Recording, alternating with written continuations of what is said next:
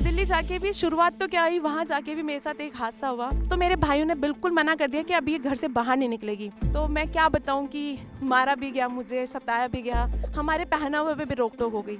जहाँ मैं आराम से जीन्स टी शर्ट पहनती थी, मुझे फटाफट से बोल दिया गया कि तू सूट पहनेगी। 5 महीने बीते कि पता चलता है मेरे फादर को कैंसर है। कि मेरे घर के हालात बिल्कुल खराब हो चुके थे, कोई सपोर्ट नहीं था। मतलब अब समझ में नहीं आ रहा था कि क्या करे यार, भगवान क्या चाहता है और मैं कर क्या रही हूँ। सोचा प्रिया, अगर तू लाइफ में तू कुछ नहीं करेगी तो वैसे भी तेरे को तो कुछ बचा ही नहीं लाइफ में, तो हिम्मत मत हार, कुछ कर। फिर मैंने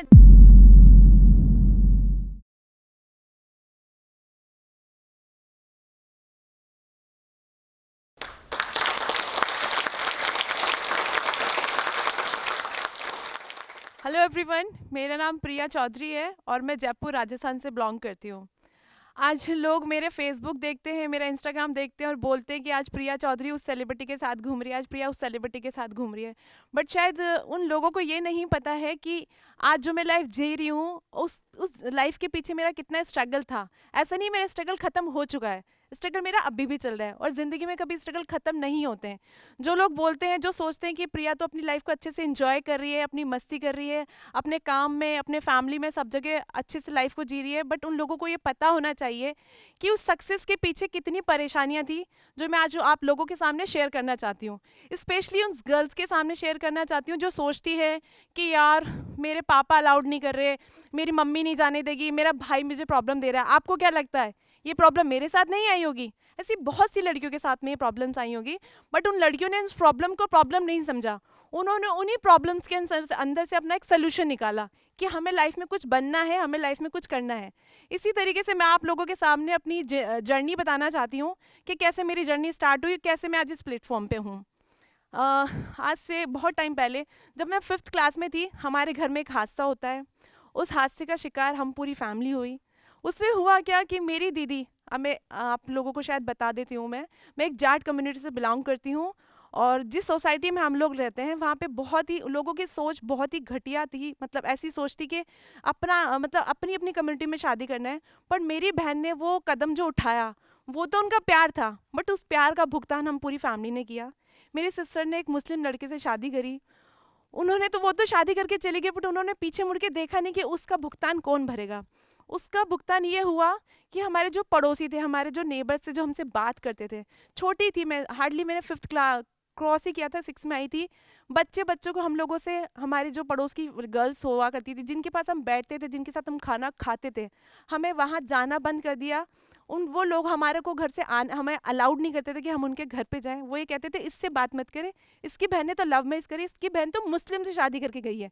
कोई ये नहीं बोलता था लव मैरिज करती है, सीधे बोलते थे कि इसकी बहन ने तो मुल्ले से शादी करी है।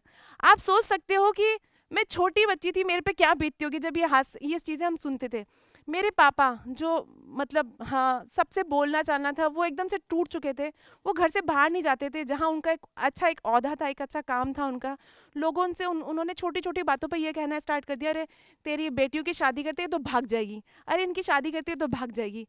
तो लाइफ लगा कि यार अब तो लाइफ कुछ बची ही नहीं है। तो 6th-7th में आई मैं, रिश्ते आने लगे शादी के। पापा कोई भी मेरे रिश्तेदार लेके आ जाते हैं, कोई गांव का आदमी है, कोई क्या कर रहा है, कोई बहुत मोटा है, कोई बहुत एज में बड़ा है, बट फोकस क्या था कि इसकी जल्दी से शादी करो तो भाग जाएगी। वो मुसलमान के साथ भागी है तो वो पता नहीं किसके साथ भागेगी, ये सोच रख रखी थी। और बाकायदा बिकॉज मेरे साथ ऐसा इसलिए था क्योंकि मैं थोड़ा सा अपनी लाइफ को बहुत इंजॉय करती थी। मतलब मैं स्पोर्ट्स में अच्छा खेलती थी, सारी चीज़ों को अच्छे कर रही थी, तो लोगों को फोकस था कि ये भाग के शादी करेगी। और दूसरा, हमारे पहनावे पे भी रोक टोक हो गई। जहाँ मैं आराम से जीन्स टी शर्ट पहनती थी, मुझे फटाफट से बोल दिया गया कि तू सूट पहनेगी। स्कूल जाने में बड़ा पापा ने बोला कि 10वीं पास कर ले, बस उसके बाद नहीं करने देंगे। और बाकायदा मेरे साथ ऐसा हुआ भी। जब मैं 10th क्लास में थी तो मेरे पापा ने मेरी बुक्स फाड़ दी। मैं उनको गलत नहीं बोलूँगी कि उन्होंने मेरे साथ ऐसा क्यों किया, क्योंकि वो कहीं ना कहीं टूटे हुए थे। जब उन्होंने जिस बेटी को इस लेवल पे लेके आया कि आज ये बेटी हमारा नाम रोशन करेगी, उस टाइम पे मेरी बहन ने शादी कर ली। तो मेरे फादर को मैं कभी गलत नहीं कहूँगी कि उन्होंने ऐसा किया। उनका वो भी सही था मेरे लिए कि उनको ये लगा कि मेरी बेटियों की मैं शादी कर देता हूँ, कहीं ये कदम ना उठा ले जाए। पर मैं आप लोगों को एक चीज़ बोलना चाहती हूँ कि ये कभी भी मत सोचना कि अगर एक उंगली खराब हो गई तो सारी उंगलियां खराब है, और वो भी खराब नहीं थी। वो उनका डिसीजन था, वो उनकी लाइफ थी, उन्होंने अपने हिसाब से जी। अब बात आती है हमारे ऊपर। अब जो जैसे हमारा चल रहा था वो चल रहा था। मैंने डिसाइड कर लिया कि हाँ अब तो कुछ नहीं बचा लाइफ में, अब तो पापा शादी कर देंगे। बट मेरे अंदर ही अंदर था, नहीं यार प्रिया, तो इन सब चीज़ों के लिए नहीं पैदा हुई है, तो लाइफ में कुछ करना चाहती है। बट भाई, दो बड़े भाई थे और मेरे से दो छोटी बहनें थी और एक छोटा भाई था। बड़े भाइयों के आगे बोलना, पापा के आगे बोलना, वो हिम्मत नहीं थी हमारे अंदर। जैसे तैसे मैंने ट्वेल्थ करी। ट्वेल्थ के बाद मैंने पापा से बोला कि पापा जी मुझे पढ़ना है आगे। तो उन्होंने साफ मना कर दिया कि नहीं पढ़ना जाएगा, नहीं पढ़ने दिया जाएगा, हमारे लिए लड़के देखना स्टार्ट कर दिए। मैं रेडी थी, चलो ठीक है ठीक है। हिम्मत करके मैंने पापा से बोला कि मुझे प्राइवेट जाने दो। फिर उन्होंने बोला चल तेरे को पढ़ना है कर दे, मैं पैसे नहीं दूंगा। मैंने अपनी दोस्त से पैसे मांगे 5000 के, मुझे पैसे दे दे या उधार दे दे, मैं कॉलेज की फ़ीस भरती हूँ। मैंने कॉलेज की फ़ीस भर तो दी, पर उधर से प्रेशर आ गया कि प्रिया पैसे दे पैसे दे। उसी बीच में मैं कॉलेज से फ्री होके मैंने डिसाइड किया कि मैं पार्ट टाइम जॉब करती हूँ। हार्डली 3000 मुझे जॉब सैलरी मिलने लगी। मैंने 3000 से जॉब स्टार्ट करी। कॉलेज से बाद मैं जॉब पे जाती थी। देन वहाँ पे मैंने साल भर जैसे ख़त्म किया, तो मेरे भाइयों ने बिल्कुल मना कर दिया कि अब ये घर से बाहर नहीं निकलेगी। मतलब मैंने एक दो बार जॉब के लिए ट्राई भी किया, तो मैं क्या बताऊं कि मारा भी गया, मुझे सताया भी गया। फिर मेरे पापा को दर्द समझ में आया मेरी बेटी कि अगर ये ऐसे ही करेगी तो शायद ख़त्म हो जाएगी। तो मैंने पापा से रिक्वेस्ट करी, पापा जी प्लीज़ मुझे ना 5 से 7 दिन के लिए मुझे दिल्ली जाने दो।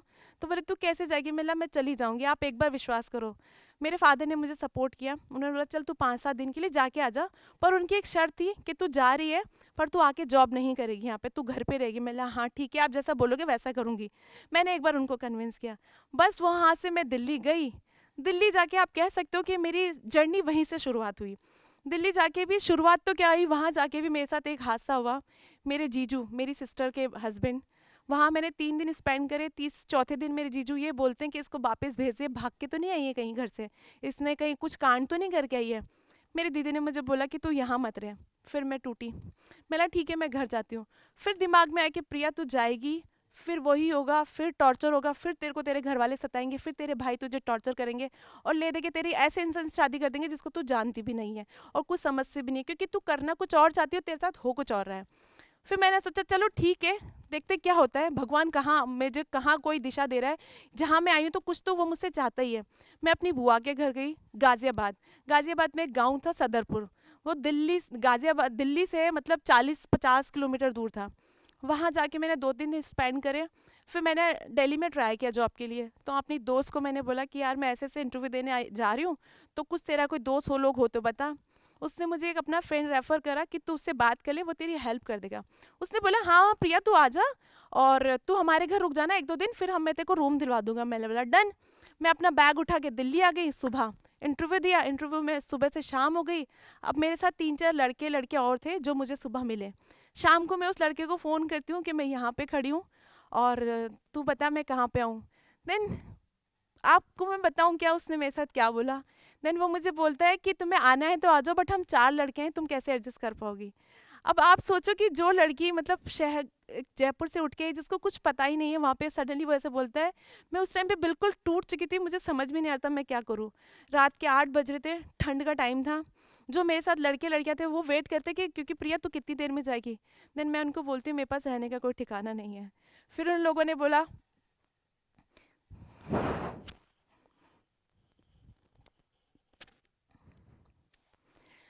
सॉरी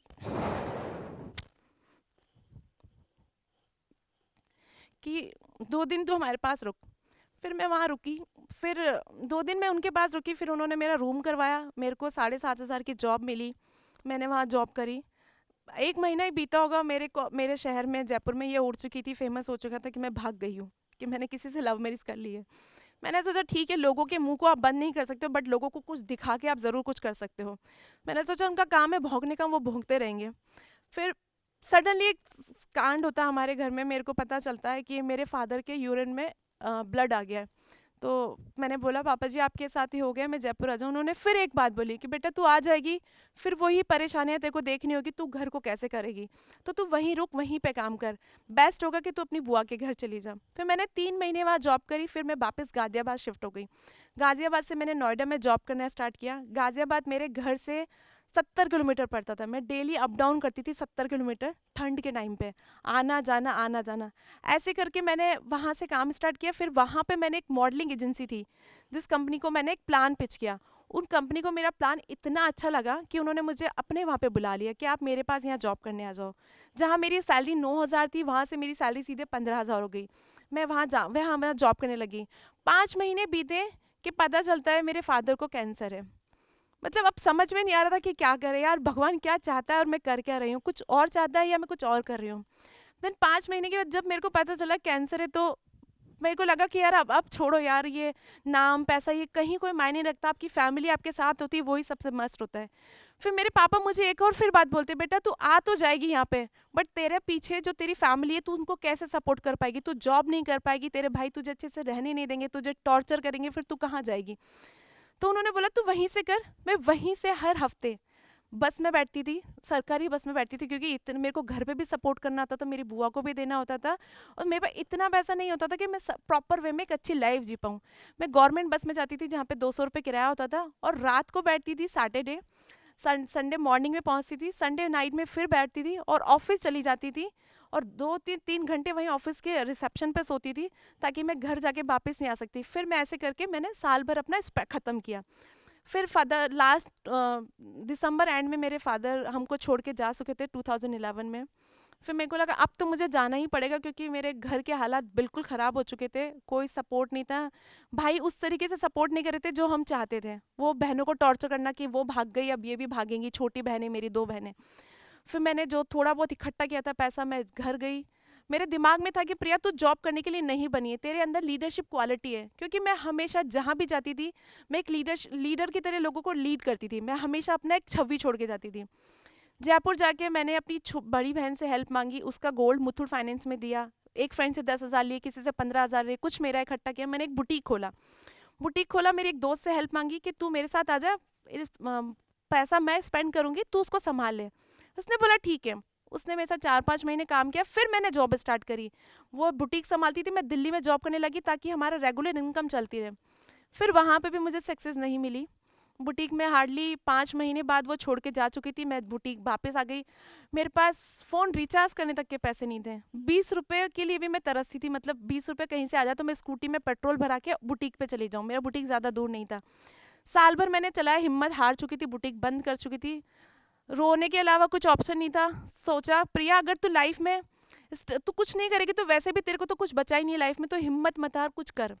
फिर मैंने जो मॉडलिंग एजेंसी में मैंने साल भर जो काम किया था, थोड़ी सी दिमाग से स्मार्ट थी हमेशा से ही, मेरे को हल्का सा एक हिंट मिलता था तो मैं चीज़ें बहुत अच्छे से प्लान कर लेती थी।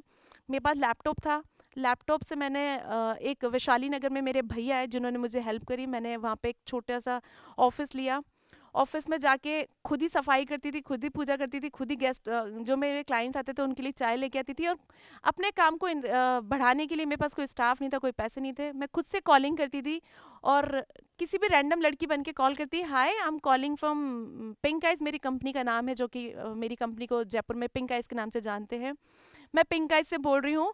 और वो लोग जब आते थे तो बोलते थे अच्छा नेहा जी से मिलना है, हमारी नेहा जी से बात हुई है। तो मैं बोलती थी अच्छा नेहा नेहा बाहर गई है, आप बताइए, मैं कंपनी की डायरेक्टर हूँ प्रिया चौधरी। ऐसे करके मैंने 2015 में अपना काम स्टार्ट किया। फिर मैंने एक फ़ैशन शो किया जयपुर में। फिर 15 से मैं 16 में गई, 16 में फिर मैंने एक और फ़ैशन शो किया, फिर मैंने दुबई में फ़ैशन शो किया, फिर बड़े बड़े शूट्स उठाने लगी।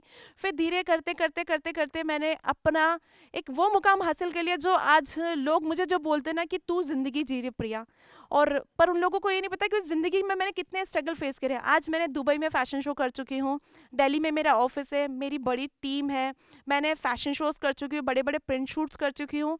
उसके अलावा मैं राजस्थान टूरिज़्म को प्रमोट कर रही हूँ विदाउट गवर्नमेंट सपोर्ट के। मैं अब तक 26 सेलिब्रिटी बुला चुकी हूँ राजस्थान टूरिज़्म के लिए। उसके अलावा थैंक यू। उसके अलावा 100+ सेलिब्रिटीज़ के साथ मैं काम कर चुकी हूँ। आज एक और पहलू मैं आप लोगों को बताना चाहूँगी, शायद बहुत अजीब होगा, बट जिन लोगों ने मुझे धुतकारा था उस टाइम पे, क्योंकि मेरा कम्युनिकेशन स्किल अच्छा नहीं था। सरकारी स्कूल में आपको पता है कि क्या होता है, और मेरे मेरे भाई बहन भी इतने एजुकेटेड नहीं थे जो मुझे गाइड कर सके। तो वो लोग मेरी कम्युनिकेशन स्किल के लोग के बहुत हंसते थे और मुझे अवॉइड करते थे। बट आज वो एक टाइम ऐसा आया है कि मैं तो जो थी मैं वो ही हूँ आज तक, पर वो लोग बदल चुके जो मेरे साथ बात करने के लिए मतलब किन्नी काटते थे, आज मेरे से बोलते प्रिया, फ़ोन करके बोलते प्रिया 2 मिनट के लिए बात कर सकती है। अच्छा जैसे ही मुझे देख लेते हैं, प्रिया एक सेल्फी ले ले तेरे साथ में, प्रिया ये कर ले, टाइम मांगते मुझसे मिलने का। तो मैं लोगों को, उन गर्ल्स को, उन बॉयज़ को, उन सबको यही बोलना चाहूँगी कि वक्त जैसा भी हो, हालात जैसे भी हो, आपको कभी घबराना नहीं चाहिए। और ज़िंदगी में एक चीज़ और बोलना चाहूँगी कि जो आप कर रहे हो वो मुझे नहीं पता आप कर पाओगे नहीं कर पाओगे, पर आप जो सोचते हो वो ज़रूर आप कर पाओगे। Thank you. इस वीडियो के बारे में अपनी राय नीचे कमेंट सेक्शन में हमें बताएं और अपने दोस्तों के साथ ये वीडियो शेयर करना ना भूलें।